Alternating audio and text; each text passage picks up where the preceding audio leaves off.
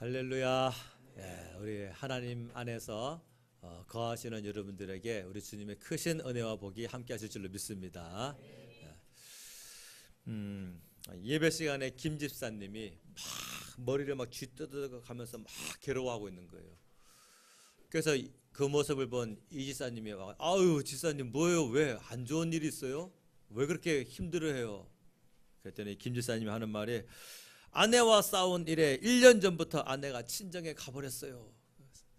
아유 그러시냐고, 그런 일이 있었냐고, 얼마나 힘드시냐고, 주님께 맡기세요. 그랬더니 김 집사님이 하는 말이 너무 힘들어, 오늘 아내가 돌아오는 날이란 말이에요.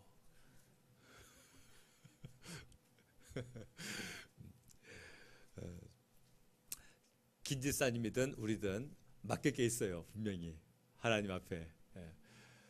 힘들어하는 부분들을 여러분 맡길 수 있길 바랍니다.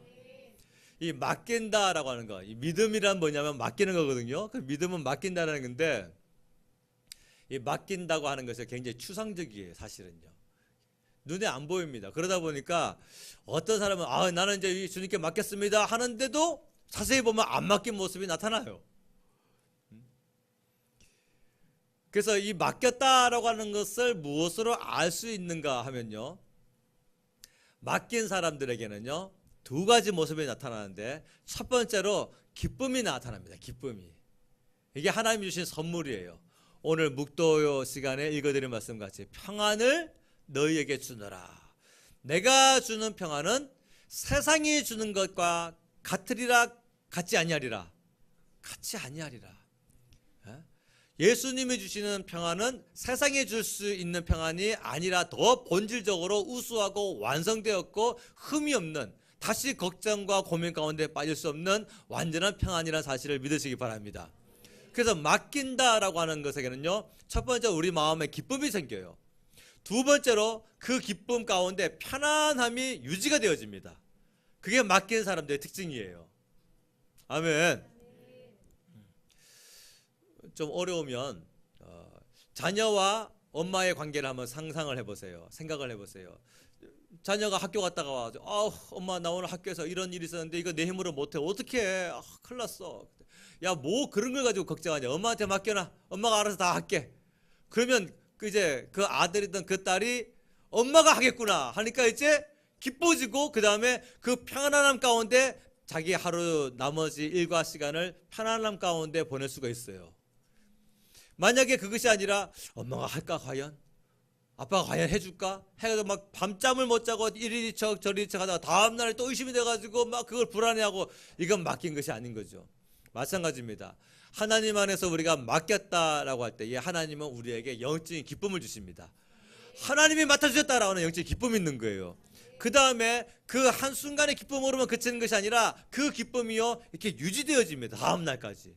그 문제가 내 앞에 당면할 때까지 그 편안함이 유지가 되어져요. 그것이 바로 맡긴 사람들의 특징입니다. 이제 정말로 주님께 맡기시길 바랍니다. 아브라함은 바로 이 땅을 선택하는 문제에 대하여 하나님께 정말로 맡겼어요. 그냥 입술의 고백으로만 맡긴 것이 아니라 땅에 선택하는 문제를 완전하게 주님께 맡겨버렸어요. 이게 정말 땅을 선택하는 것은 자기의 소유를 지킬 수 있느냐, 지키지 못하고 한순간에 다 날려버릴 수 있느냐, 이 굉장히 중요한 문제였거든요.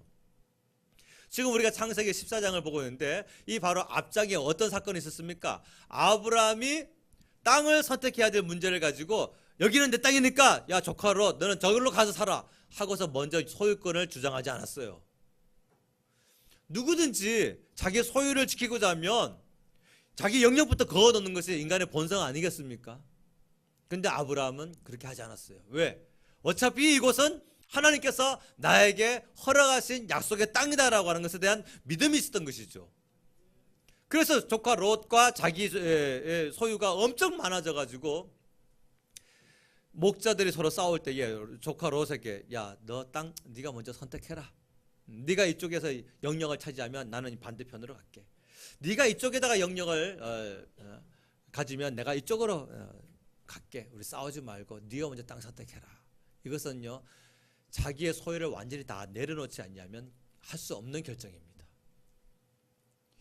그럼 이러한 결정을 하게 된 동기가 뭘까요? 바로 그 앞장인 창세기 12장에서 하나님께서 아브라함을 부르셨죠. 아브라함아, 너 본토 친척 아비의 집, 네가 제일 편안하다고 생각했던 그곳 떠나봐봐. 그리고 내가 너에게 지시할 땅으로 가봐. 그러면 내가 너를 진짜 복으로 삼아줄게. 그래서 창세기 12장 4절 말씀 보면 아브라함이 여호와의 말씀을 쫓아갔고, 그렇게 표현되어 있어요.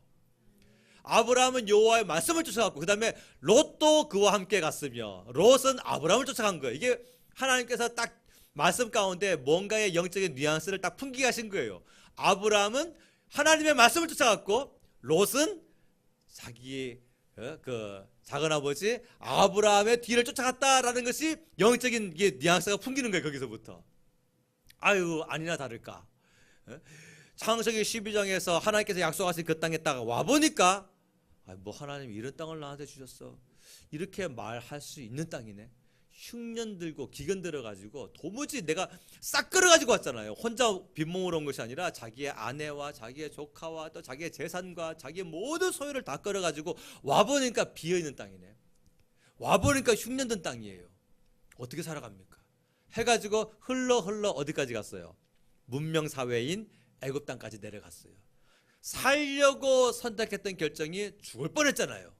가가지고 자기 아내 빼앗겼죠. 소유 다 잃어버릴 뻔했죠. 그냥 하나님의 은혜로 도로 다 찾아왔을 뿐만 아니라 더 많이 은금이 풍성해가지고 왔습니다. 그때 아브라함이 느꼈어요. 한번 따라서 해보세요. 내 힘으로 사는 것이 아니구나. 믿으세요? 네. 아브라함이 그걸요 경험으로 이제 하나님을 알게 된 거예요. 경험으로. 그래서 두 번째 시험은 뭡니까? 첫 번째 시험은 부족할 때에 하나님을 믿느냐라고 하는 시험이었다고 한다면, 두 번째 창세기 13장에서 시험은 뭡니까? 너무 많을 때에 하나님께 맡길 수 있느냐, 그 시험이었던 거예요. 그때 첫 번째 시험인 흉년에서 아브라함이 하나님께 맡기는 문제를 실패했는데, 13장에서 두 번째 시험인 너무 풍성할 때에 하나님께 맡길 수 있느냐, 이 두 번째 시험은 아브라함이 멋지게 성공하고 승리하며 넘어갑니다. 그런데 자기 소유 때문에 연단받지 못했던 롯은 실수를 하게 되죠. 어떻게 해요? 땅을 네가 먼저 선택하라 할 때에 롯이 어떻게 합니까? 나도 기도할 거예요. 나 기도하고 하나님의 뜻을 한번 기다려 볼랍니다. 이런 건 온데간데 없고 다 눈을 들어봅니다. 어디가 경제가 좋을까? 어디가 내 인생을 찬란하게 빛나게 할 수 있을까? 딱 보니까 저쪽 소화할 땅, 물이 넉넉한, 거기를 성경이 뭐라고 했습니까? 여호와께서 그곳을 멸하시기 전이었는 거로 여호와의 동산 같았고 애굽 땅과 같았더라. 자기가 얼마 전에 본 그 문명 사회 애굽 땅과 같은 곳이 그곳에 있는 거예요. 그래가지고 기도도 안 하고 그냥 그쪽으로 그냥 가버리고 말았어요. 흘러 어디까지? 소돔 땅까지 들어가고 마는 겁니다. 그랬더니 문제가 터진 거예요. 그 문제가 뭡니까? 소돔 성의 왕과 그 밑에 있는 이 5개의 나라의 왕들이 북부에 있는 4개의 나라의 왕을 항상 섬겨왔는데, 조공을 갖다 바치고 12년 동안 섬겨왔는데, 이제 우리 이제 국방력도 좀 상승했고 하니까 우리 조공 그만 바치자. 우리 당신들 안 섬길 겁니다 하고서 그냥 선전포고를 한 거예요. 그 북부의 엘람 왕 그돌라오멜이라고 하는 이 왕이 화가 난 거예요. 그래가지고 4개 연합국가를 딱 형성해가지고 아래에 있는 5개 연합국을 쳐버린 겁니다. 전쟁을 한 거예요. 그게 오늘 본문의 내용입니다. 그래서 오늘 이 본문을 통해서 우리가 큰 영적인 교훈을 받아야 할 것이 있는데, 바로 세 부류가 있다는 것이죠. 한번 따라서 해보도록 합시다. 첫 번째, 사로잡는 자. 아멘. 자, 사로잡는 자가 있어요. 1절부터 3절까지 사람 이름이 혀가 좀 꼬이더라도 또박또박 한번 읽어봅시다. 시작. 당시에 신날 왕 아므라벨과 엘라살 왕 아리옥과 엘람 왕 그돌라오멜과 고임 왕 디달이 소돔 왕 베라와 고모라 왕 비르사와 아드마 왕 시납과 스보임 왕 세메벨과 벨라 곧 소알 왕과 싸우니라. 이들이 다 시딤 골짜기 곧 지금의 염해에 모였더라. 아멘. 자, 이제 들어보세요. 북부에 있는 4개 연합군, 그 4개 연합군을 형성한 사람은 바로 뭐다? 그돌라오멜 왕이다. 이 그돌라오멜 왕이 4개 연합국가를 형성을 해가지고 아래에 5개 연합국을 친 거예요. 근데 숫자로는 4개, 5개라서 이쪽이 승리할 것 같은데 아닙니다. 5개 연합국이 모였어도 4개 연합국에게 지고 마는 거예요. 그래서 이 북부에 있는 그돌라오멜 왕을 중심으로 한 4개 연합군이 완전히 일망타진하고 다 전쟁에서 승리하고 다 뺏어갔어요.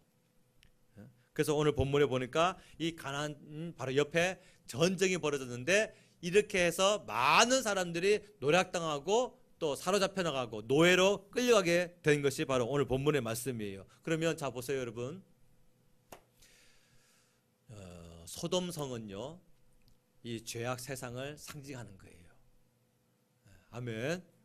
예, 소돔성은 나중에 멸망받잖아요, 그렇죠? 그 소돔성의 문화는 아주 음란하고 특히 동성애로 말미암아 하나님의 말씀에서 완전히 그냥 거역하는 삶을 살아가는 사람들, 오죽하면 하나님이 그 땅을 심판하실지 아니하실지에 대한 어떤 그런 행동을 제스처로 보였을 때에 그 천사들 향해서도 그냥 막 용모가 아름답다고 음욕을 품었던 그 정도로 완전히 그냥 눈이 멀어버린 그런 타락한 사람들이 살던 곳이 바로 이 소돔성이었어요. 그래서 이 소돔성은 바로 뭐다? 오늘날의 이 죄악 세상을 상징한다는 것이죠. 그러면 그동안에 조공을 바친 것은 뭡니까? 소돔 나라의 백성들과 왕이 조공을 바치고 항상 그 지배를 했던 것은 뭡니까? 바로 이 지배했던 것은 바로 사탄을 말하는 거예요. 악한 마귀 세력 사탄을 우리로 빗대서 표현할 때에, 그러다가 조공을 금지하고 조공을 이제 바치지 않기로 결정하고 나니까 전쟁을 더 크게 벌여가지고 노략질해 갑니다. 사람을 사로잡아 갔어요. 이 사로잡는 자가 바로 뭐냐? 악한 마귀 사탄 세력을 말하고 있는 거예요. 그래서 이 죄악 세상의 연합군인 마귀의 세력이 되는 것입니다. 그러면 사로잡힌 자는 뭡니까? 마귀에게 붙들려 가지고 지옥 갈 수밖에 없는 죄악과 정욕에 노예된 삶을 살아가는 사람들을 가리켜 말하고 있는 것입니다. 마귀는 영적 전쟁하는 자예요. 눈에 보일까요? 안 보일까요? 하다못해 북한과 남한과의 전쟁이 벌어진다 할지라도 이것도 눈에 보이는 전쟁이고, 무역 전쟁도 눈에 보이는 전쟁이고, 아무리 이 땅에 지금 뭐 경제 전쟁을 한다 할지라도 다 눈에 보입니다. 그런데 마귀가 하는 영적 전쟁은 눈에 안 보여요. 그 마귀가 점령하는 것이 눈에 안 보여요.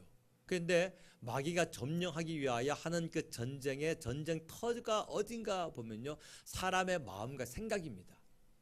사람의 마음과 생각을 빼앗기 위하여 영적 전쟁, 우리가 눈에 보이지 않는 전쟁을 하는 것이 마귀가 하는 전쟁이란 말이죠. 그래서 사람의 마음과 생각이 사로잡히게 되면 그 사로잡힌 사람들의 삶 가운데 나타나는 문화가 뭘까요? 타락한 문화, 술 취하고 방탕하고 음란하고 범죄하면서도 이 정도까지는 괜찮을 거야 하면서 자기 마음대로 살아가게 만드는 거. 이게 바로 마귀가 하는 짓이에요. 그래서 마귀는 뭐 하느냐? 결국은요, 하나님과 우리를 분리시키는 일을 하는 것이 바로 마귀가 하는 일인 것입니다. 아멘. 마귀가 하는 일은 무조건 우리를 가난하게, 우리를 무조건 아프게 병들게 하는 것이 아니라 무슨 일을 경험하든지 그 일을 통하여서 하나님과 우리와의 관계가 멀어지게 만들게 하는 것이 바로 마귀가 하는 짓이에요. 그래서 우리는 어떤 사람은요, 환난을 당해서 하나님과 멀어지지만 어떤 사람은요, 받아 환난 때문에 하나님과 가까워지는 사람이 있을까요? 없을까요? 있어요. 그런 사람에게는 환난으로 역사하는 것이 마귀에게 손해가 되겠죠. 어떤 사람에게는요, 재물을 잔뜩 줌으로 말미암아 하나님과 관계가 쫙 멀어지는 사람이 있는가 하면, 어떤 사람에게는요, 희한하게도 재물이 왕창 주어질 때 그 재물 가지고 주님께 영광 돌리며 하나님과 더 가까워지는 사람이 있을까요? 없을까요? 있단 말이에요.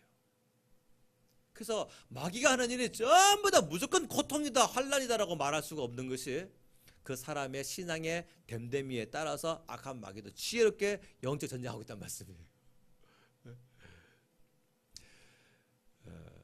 그래서 마귀가 하는 일은 뭐냐? 어떻게든지 우리의 마음과 생각을 사로잡기 위해서, 그 사로잡는 자가 마귀인데, 이 사로잡는 자 마귀는요, 한꺼번에 한 사람에게만 역사하는 것이 아니라 한꺼번에 여러 사람에게도 역사할 수가 있어요. 그 제일 잘 나타난 모습이 어디냐? 예수님이 재판석에 섰을 때에 수많은 유대인들 전부 다 조상 때부터 하나님을 아버지라 불렀던 그들이 외친 말이 뭐였습니까? 십자가에 못 박게 하소서라고 다 외쳐버렸어요. 이게 뭡니까? 완전한 사탄의 말인 것이죠. 그래가지고 빌라도가 다시 한번 묻잖아요.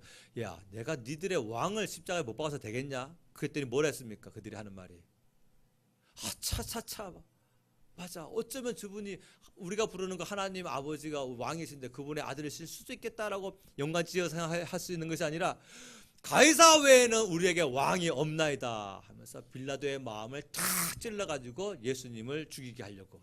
그래서 자기들의 입술로 가이사를 왕이라고 고백합니다. 지금까지요, 대대로 여호와 하나님은 우리의 왕이십니다 고백했던 자들이 예수님을 죽이기 위한 목적을 가지고 가이사 외에는 우리에게 왕이 없습니다라고 그런 아주 사악한 말을 하는 자가 되고 말았어요. 이게 다 뭡니까?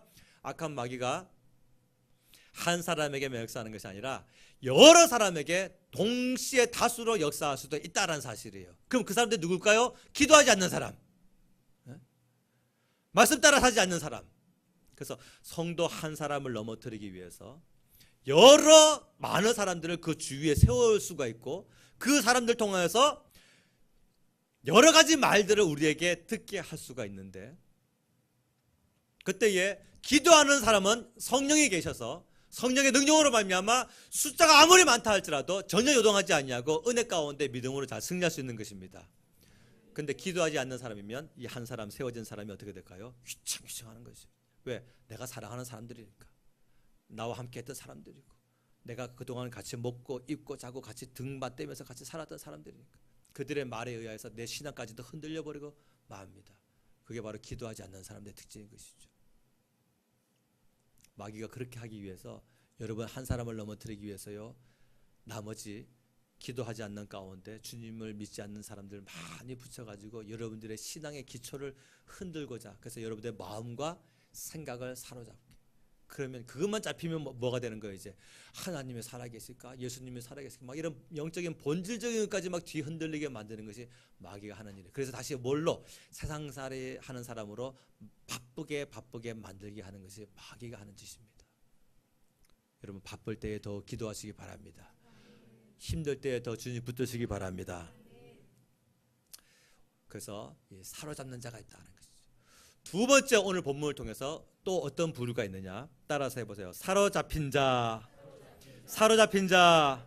예, 사로잡힌 자가 있어요. 11절과 12절 말씀을 보겠습니다. 오늘 본문의 11절과 12절 읽습니다. 시작. 내 왕이 소돔과 고모라의 모든 재물과 양식을 빼앗아 가고 소돔에 거주하는 아브라함의 조카 롯도 사로잡고 그 재물까지 노락하여 갔더라 하면, 소돔 성은 공격당했고 사람들은 사로잡혀 갔어요. 우리는 이 일을요, 영적으로 볼 수 있어야 합니다. 왜 소돔과 소돔의 모든 재물들도 다 노락당하고 소돔에 살던 사람들 왜 다 끌려가고 말았을까요? 전쟁에 패해서? 그건 역사학자들이 하는 말이고, 우리가 적어도 신앙인이라고 한다면 왜 이들은 다 빼앗기고 끌려갈 수밖에 없었을까요? 하나님의 약속의 땅이 아니었기 때문에 그런 거예요. 지금 이 14장 사건 전에 13장이 있었죠. 이 13장은 뭐였습니까? 땅을 선택하는 문제에 대해서 아브라함은 하나님의 약속의 땅, 이 가나안 땅을 벗어나지 않죠. 그래서 그 땅에 있습니다. 자기의 소유를 늘리기 위해서 다른 어떤 편법을 쓰지 않았어요. 하나님의 약속의 말씀 안에 그랬어요. 오늘 성도들이요, 내가 이 일을 하는 것이 하나님이 기뻐하지 않는 일이다 할 때 하지 말을 수 있는 그런 의지가 있어야 될 것이고, 또 내가 하고 싶지 않은 일이란다 할지라도 하나님이 기뻐하실 일이다 하면 그 일을 할 수 있는 사람이 되어야 되는 것입니다. 그게 바로 믿음인 것이죠. 믿음 없는 사람은 어때요? 내가 하고 싶은 일이면은 하나님이 반대할 것 같다라는 위기의식이 있음에도 불구하고 그 일을 하는 사람이 바로 믿음 없는 사람들입니다. 또 내가 하고 싶지 않은 일이면은 하나님이 기뻐하시는 일인데라는 믿음이 왔음에도 불구하고 그 일을 하지 않는 사람, 이게 바로 믿음 없는 사람인 것이죠. 바로 롯이 그런 사람이었어요. 롯은 다 봤어요. 하나님이 약속하신 땅이 어딘지를 압니다. 그 약속을 벗어났던 아브라함이 어떻게 됐는지도 압니다. 그래서 13장에서 땅을 선택할 때에 하나님이 약속하신 그 땅을 그대로 자기의 소유를 가지고 그 땅에 머물러던 아브라함과 달리 롯은 하나님의 그 약속의 땅을 벗어납니다. 그게 바로 어디였어요? 소돔 땅이었어요. 물이 넉넉하였고 여호와의 동산 같았고 애굽 땅과 같았더라. 그래서 롯이요 눈에 보이는 대로 땅을 결정하고 갑니다. 그 롯은요 살아보려고 그 땅을 선택했는데 살 수 있는 땅이 아니라 이제 죽을 뻔한 그런 땅이 되고 말은 거예요. 부푼 꿈이 완전히 물거품이 되고 말았어요. 우리에게 은혜 주는 말씀이 있어요. 잠언서 20장 21절 말씀 보면요. 한번 따라서 해보세요. 처음에 속히 잡은 산업은 마침내 복이 되지 아니하느니라. 아멘. 아이고 일이 딱 좋겠다 해가지고 하나님께 기도도 안 해보고 하나님이 허락하시는지 아니하시는지 하나님이 기뻐하는지 안 하는지 뭐 그것도 생각도 없이 그냥 덥석 잡는 거. 이게 바로 뭐다? 처음에 속히 잡은 산업이다. 아니 좋은 건데 하나님이 허락하시면 빨리 잡아야죠. 얼른 덥석 잡아야죠. 근데 내 욕심을 따라잡기 위해서 하나님이 싫어하실 것 같다, 내가 이 영적으로 손해볼 것 같다 하는데도 불구하고 우선 살고 보자는 식의 불순종하는 신앙, 이것은 마침내 복이 되지 아니하느니라. 성경 말씀이에요. 성경은 패할 수가 없다 그랬기 때문에 이 말씀을 아는 우리들에게 하나님은 그렇게 역사하십니다. 그러므로 처음에 좋은 사람이 나타났을 때에 그것을 내가 먼저 덥석 잡기 전에 하나님께 여쭤보고 기도해보고 이것이 정말 영적인 득과 실이 무엇인지 한번 따져보고 그리고 주님이 기뻐하시는 뜻은 어디에 있는지. 미국의 노예 해방이라고 하는 그 한 가지 슬로건을 가지고 북부의 링컨 대통령을 중심으로 한 연합군과 그 다음에 남부의 리 장군이 우리는 노예를 해방할 수 없다라고 하는 이 남부군이 있었어요. 서로 전쟁했잖아요. 미국에. 링컨 대통령도 독실한 기독교인이고 남부의 리 장군도 독실한 기독교인이네. 둘이 항상 기도하면서 전쟁하고 있는 거예요. 우리 한일전 축구 그럼 누구 편 듭니까? 목숨 걸고 한국 편 들죠. 옛날에는 텔레비전 몇 대 깨졌다 하셨지 않습니까? 한일전에서 화가 나가지고서 심장마비 걸려 죽은 사람도 있다 그러더라고요. 그 정도로. 그런데 일본 팀에도 기도하는 성도가 있다고 한다면 어떻게 될까요? 이제 미국의 그 북부 링컨 대통령도 기도하는 사람이고 남부의 리 장군도 기도하는 사람이에요. 이 남북 전쟁으로 말미암아 얼마나 많은 희생자가 발생했는지 몰라요. 근데 한 번은 전쟁을 한번 빵 또 터졌는데 3,000명이 죽는 그런 전쟁이 있었는데 거기서 북부군이 이긴 거예요. 그래서 북부군에 있는 한 장군이 링컨 대통령에게 쫓아와가지고 장군 기뻐하십시오. 우리가 이겼습니다. 하나님이 우리 편인 것이 확실합니다. 라고 막 그랬어요. 그럴 때는 링컨 대통령이 뭐라 그랬냐면 사람들이 죽었잖아요. 뭐라 그랬냐면 여보게 지금 내 관심은 과연 우리는 하나님의 편인 것인가? 난 이게 염려스럽다네. 하나님은 모든 믿는 자들의 편이시죠. 믿으십니까? 하나님은 분명히 모든 믿는 자들의 편이시긴 한데 과연 나는 지금 하나님의 편인가? 과연 정말 나는 지금 내 뜻과 내 계획과 내 의지가 하나님의 뜻 가운데 지금 이 일을 하고 있는 것인가? 아니면 내 마음대로 일을 막 저는 결정을 해놓고 하나님의 복 주시기를 원하는 생떼 쓰는 그런 신앙이는 아닌가? 아직 어린아이 신앙이 아닌가? 우리 자기 자신 한번 좀 돌아봤으면 좋겠어요. 롯은요 출발은 믿음으로 함께 했을는지 몰라도 마지막 선택을 어떻게 했습니까? 하나님의 약속의 말씀을 벗어난 땅을 선택합니다. 그랬더니 살려고 선택했던 그 길이 죽을 뻔한 길이 되고 말았어요. 다행히 아브라함이 가서 구출해졌기 때문에 망정이었지 그렇지 않았으면 죽을 뻔한 그런 인생이 되고 만 겁니다. 우리 하나님을 잘 알아야 될 줄로 믿어요. 아멘. 선생님이 철수한테 물었어요. 철수야, 너 지금 6,000원이 있지? 너 6,000원 있는 거에다가 네가 엄마한테 4,000원을 더 달라 그랬어. 그러면 너는 얼마를 가지게 될까? 철수가 대답합니다. 6,000원이요. 아니 철수야, 네한테 지금 6천 원이 있어. 근데 네가 네 엄마한테 4천 원을 더 달라 그랬어. 그러면 너는 얼마를 가지게 될까? 6천 원이요. 아, 철수는 덧셈을 잘 못하는 친구구나. 그랬더니 철수가 하는 말이, 선생님은 우리 엄마를 잘 모르시는 분이군요.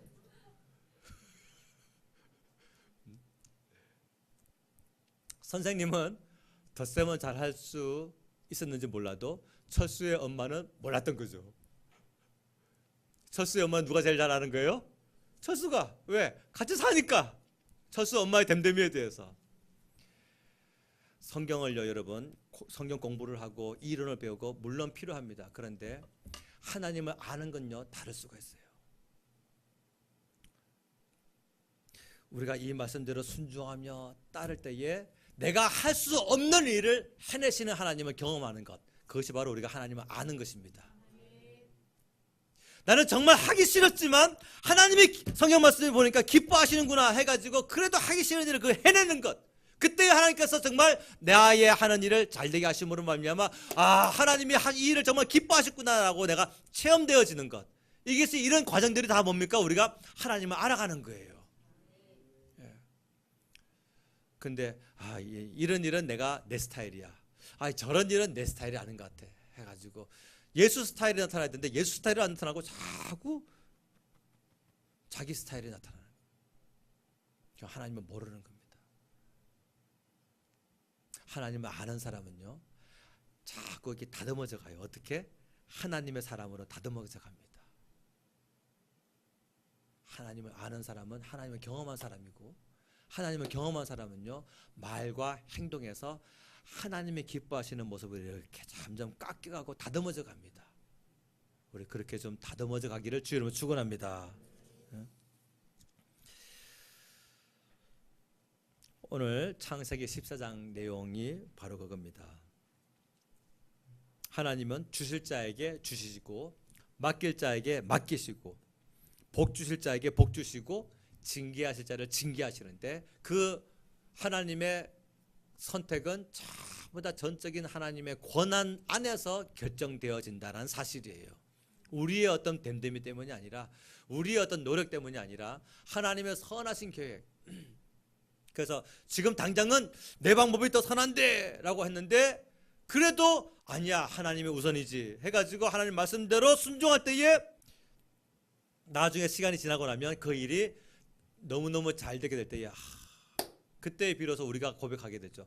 따라서 해보세요. 나보다 지혜로우신 하나님 믿으십니까? 이거 이론적으로 얼마든지 고백합니다. 나보다 지혜로우신 하나님. 교회 안에서도요, 우리 그 고백 쉽게 할 수 있어요. 그런데 진짜 그 고백이 누구에게 나온지 아세요?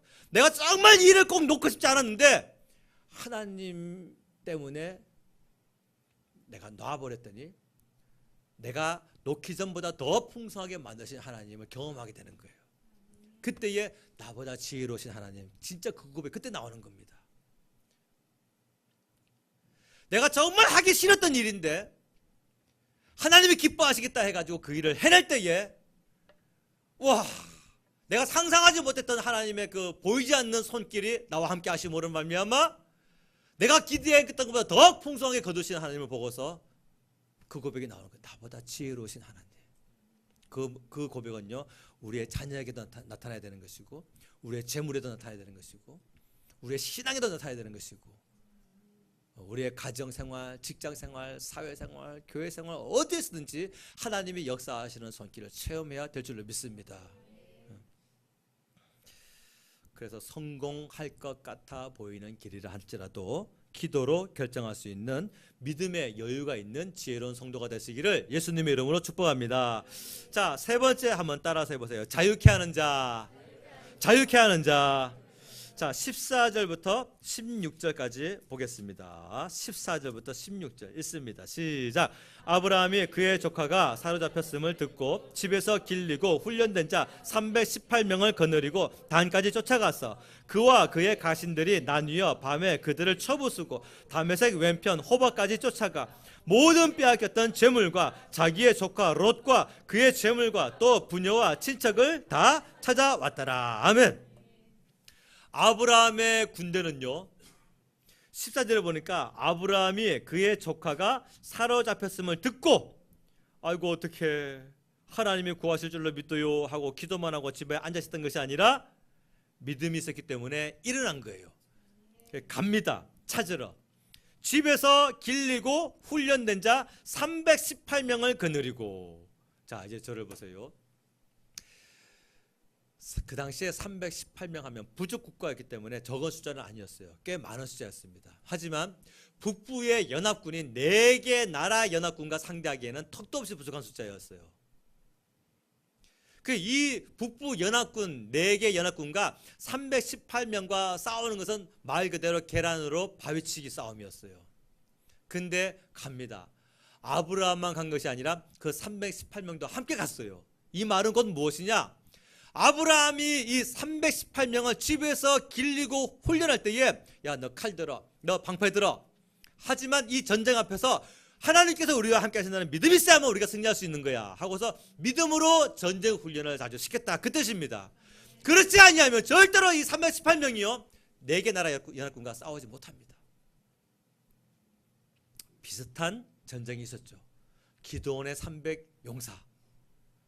이 기드온의 300용사가 누구와 싸웠어요? 미디안의 13만 5천 명과 싸웁니다. 미디안의 13만 5천 명과 300명과 싸우는 것은 한 사람이 450명과 싸워서 이겨야 되는데 이 한 사람이 450명을 다 쳐서 죽여야 되는 이 전쟁을 300명 중에 한 사람도 실패하지 말고 다 승리해야 이 전쟁에 이기는 거예요. 근데 그걸 해냈어요. 이 일은요 그들의 힘으로 한 것이 아니라 하나님의 도우시는 은혜와 능력으로 하여서 승리하게 된 거란 말입니다. 믿음이에요, 믿음. 오늘 우리에게도 여러 가지 전쟁 같은 일들이 있는데 이 전쟁 같은 모든 인생사에서 무엇으로 이기느냐? 재물의 힘, 사람의 힘, 인간의 지혜의 힘 아닙니다. 하나님이 나와 함께 하신다는 믿음으로 이기는 거예요. 그래서 우리 집안에 내 식구들이 믿음으로 훈련한 318명의 군사가 되어야 되고 우리 서울 좋은교회 우리 모두가 다 믿음으로 싸우는 318명의 군사가 되어야 되는 것입니다. 그렇게 군사훈련을 믿음으로 시킬 수 있는 아브라함처럼 여러분들이 믿음의 큰 조상이 되시길 주의 이름으로 축원합니다. 자유케 하는 자. 우리 뒤에 말씀 있죠. 저는 이 말씀을 참 사랑하고 너무너무 좋아하고 읽을 때마다 항상 교훈을 받습니다. 진리가 너희를 자유롭게 하리라. 많은 사람들이 묶여 있어요. 욕심에 묶여 있고 근심에 묶여 있고 두려움에 묶여 있고 자유하지 못한 그런 악한 문화에 묶여 있습니다. 그런데 진리가 너희를 자유케 하리라. 이 진리는 무엇입니까? 바로 예수님이죠. 내가 곧 길이요 진리요 생명이니. 율법은 모세로 말미암아 주어진 것이요 은혜와 진리는 예수 그리스도로 말미암아 온 것이니라. 그래서 우리가 예수님 안에 거하면요 그것이 바로 진리 안에 있는 것이고 그 진리 안에 있는 자는요 자유함을 얻게 됩니다. 왜? 맡겼기 때문에. 맡긴 사람은 염려와 두려움에서 해방된다는 사실이에요. 근심이 아무 소용이 없다니까요, 여러분. 염려가 아무 소용이 없어요. 근심과 염려는요 자기 생각, 자기 계획밖에 뽑아내지 못합니다. 절대로 근심과 염려는요 믿음을 뽑아낼 수가 없어요. 그 에너지 자체가. 기도만이 그리고 하나님의 말씀만이 믿음을 뽑아낼 수 있습니다. 하나님의 말씀과 기도로 거룩하여 짐이라. 그런데 성도가 기도하기를 좋아할까요? 앉아서 염려로 근심으로 생각하기를 좋아할까요? 시간 배분을 어디에다가 더 많이 하느냐가 영적인 사람인지 육적인 사람인지 거기서 나오는 겁니다. 아브라함은 자유케 하는 사람이었어요. 조카 롯이 끌려갈 때에 아유 큰일 났네. 뭐 내 자식도 아니고 어쩔 수 없지 뭐. 하나님께서 하나님의 백성이면 하나님이 먹이시겠지. 하나님이 그 끌려간 땅에서도 살게 하시겠지. 그렇게 아니한 생각하지 않았습니다. 쫓아갑니다. 생명 걸고 그 위험한 전쟁을 하러 갑니다. 자기도 죽을 뻔한 그 일을 해냅니다. 왜? 그게 바로 믿음 있는 사람의 특징인 거예요. 우리는 바로 이렇게 사로잡혀 가는 영혼을 향한 안타까운 마음이 있습니까? 아브라함이 내 믿음의 조상입니다라고 고백할 만한 그런 정말 아브라함과 같은 동일한 그런 본질적인 믿음이 우리 안에 있냔 말이에요. 아브라함처럼 믿음으로 일어날 수가 있고 전쟁을 해서라도 목숨을 걸고 싸워서 영혼을 찾아오고 싶어하는 그런 영적인 사랑이 있습니까? 우리도 할 수가 있어요. 성경은요 바로 이와 같이 믿음 있는 사람을 통하여서 사로잡혀가는 사람을 해방시킨다라는 말씀을 우리에게 약속으로 주셨습니다. 마가복음 16장 17절 18절 말씀 보면 믿는 자들에게는 이런 표적이 따르리니 그들이 내 이름으로 귀신을 쫓아내며 새 방언을 말하며 뱀을 집어올리며 무슨 독을 마실지라도 해를 받지 아니하며 병든 자에게 손을 얹은즉 나으리라. 이게 결국은 뭡니까? 사람 영적으로 해방시키는 일을 믿는 자를 통하여서 내가 일할 거야. 그 약속이에요. 우리도 할 수 있습니다. 아니 우리가 해야 됩니다. 하나님은 사람을 통해서 역사하시는데 바로 누구와 일하시느냐? 믿음 있는 사람과 손잡고 일하십니다. 그래서 믿는 나를 영적으로 묶여있는 자를 해방시키는 자로 쓰시는 것이 하나님께서 우리 인생을 존귀하게 사용하시는 뜻이에요. 아멘을 별로 안 하시네요. 자 여러분, 내가 잘 믿을 때에 하나님께서 나에게 재물을 많이 부어주심으로 내가 존귀한 자가 되는 것이 아니라 믿는 나를 끌려가는 사람들을 해방시키는 일을 함으로 말미암아 진짜 영적인 존귀한 인생이 무엇인가라는 것을 우리로 알게 하신다는 말씀입니다. 하나님은요 이와 같이 각 시대마다 무엇이 옳은 결정이었는지 무엇이 옳지 않은 결정이었는지를 그 시대의 그 사람들에게 다 알게 하시고 확인시켜 주시고 다음 시대로 넘어가십니다. 그게 하나님 스타일이에요. 두리뭉실 넘어가지 아니하십니다. 아담과 하와 보세요. 에덴 동산에서 선악과 따먹었어요. 그랬더니 나타난 일이 뭡니까?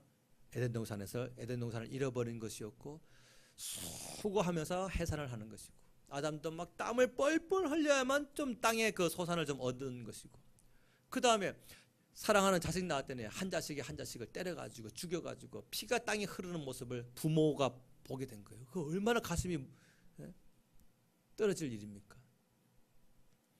또 경건했던 그 여호와 이름을 불렀던 셋의 후손들과 또 타락한 가인의 후손들이 나중에 창세기 6장에서 막 뒤엉켜서 막 살아갈 때에 그들의 이렇게 사는 것이 우리의 이 문화생활이야 행복한 생활이야 할 때에 너희들의 결정이 무엇이냐라는 것에 대하여 하나님께서 결과로 보여주신 것이 뭡니까? 노아의 홍수 대심판인 것이죠.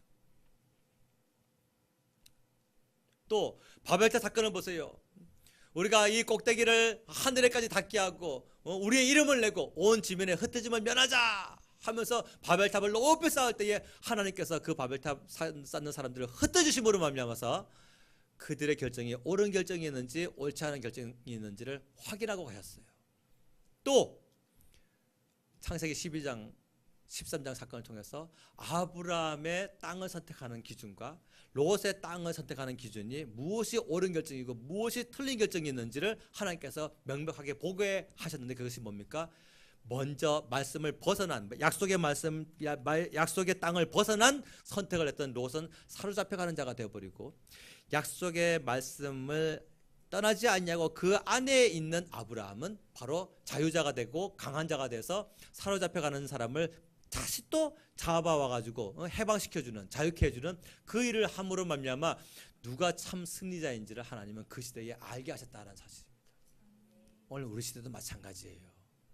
하나님은 하나님이 하시는 일을 우리 시대에 알게 하시고 우리가 결정하고 우리가 선택하는 일에 대해서 하나님이 기뻐하시는 것인지 기뻐하지 아니하시는지를 잠깐 유보를 할지언정 절대로 묵과하지 아니하십니다.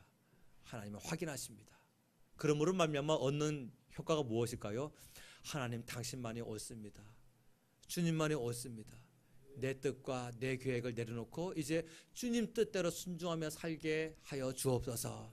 이 고백 나오는 성도를 빚으시기 위하여 우리 시대의 선택에 대한 옳고 그름을 우리로 하여금 확인하고 가게 하신다는 말씀이에요. 말씀을 맺겠습니다. 오늘의 눈물이 내일의 열매가 됩니다. 또 오늘의 섬김이 또 장래에 좋은 터를 쌓습니다. 사람 바라보지 마시고 오직 우리 주님 바라보시길 바랍니다. 오늘의 섬김과 희생이 나중에 상급이 되고 복이 되어집니다. 우리 안에 있는 복 무엇입니까? 예수 생명이에요.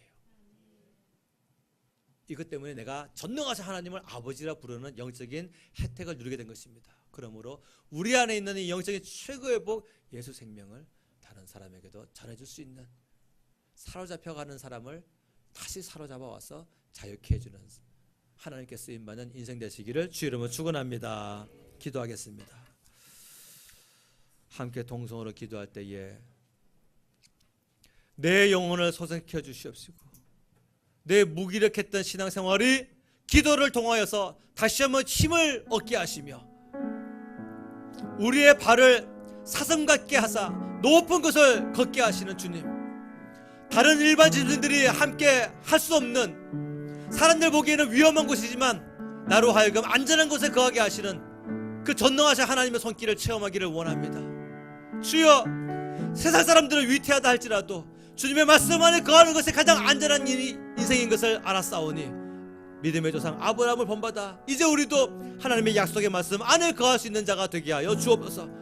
귀한 것일수록, 자식이 귀하고 재물이 귀하고 건강이 귀할수록 하나님의 말씀 따라 순종하며 살아갈 수 있는 믿음의 성도들이 되게 하여 주옵소서. 주여, 새 이름 부르고 도전 기도하겠습니다. 주여, 주여.